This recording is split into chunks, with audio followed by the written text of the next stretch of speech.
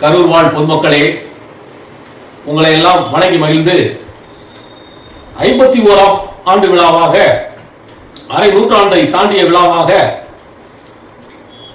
வரலாற்று சிறப்புமிக்க கரூர் வெண்ணெய்மலை பாலசுப்பிரமணிய சுவாமி கோயில்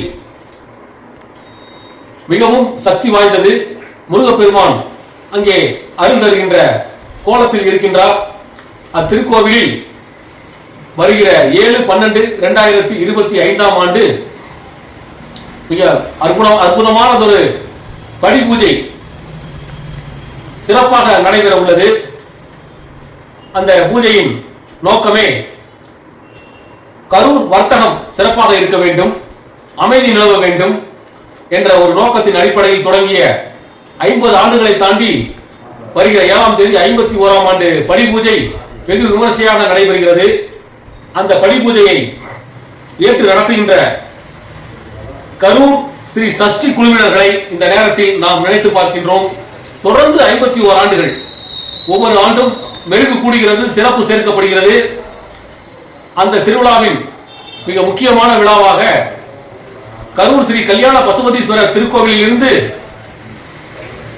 காலை 7 மணிக்கு, அதாவது 7ஆம் தேதி வருகிற 7ஆம் தேதி 7 மணிக்கு பால்குடம், இளநீர் காவடி உள்ளிட்ட மயில் காவடி என பல்வேறு நூற்றுக்கணக்கான பக்தர்கள் புடைசூழ கரூர் பசுபதீஸ்வரர் கோவிலில் இருந்து வெண்ணெய்மலை பாலசுப்பிரமணிய சுவாமி கோவிலுக்கு வந்தடைகின்றது. அதனைத் தொடர்ந்து 7/12/25ஆம் தேதி அன்று காலை 10 மணிக்கு படி பூஜை வெகு விமர்சையாக நடைபெறுகின்றது.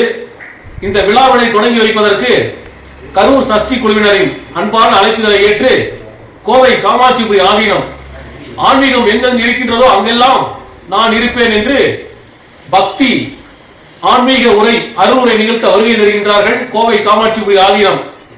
அந்த ஆதீனம் பெருமகனாரை நாம் எல்லாம் வருக வருக இந்த நேரத்தில் வணங்கி வரவேற்று ஆன்மீகம் தலைக்க வேண்டும், பசுமை செழிக்க வேண்டும்.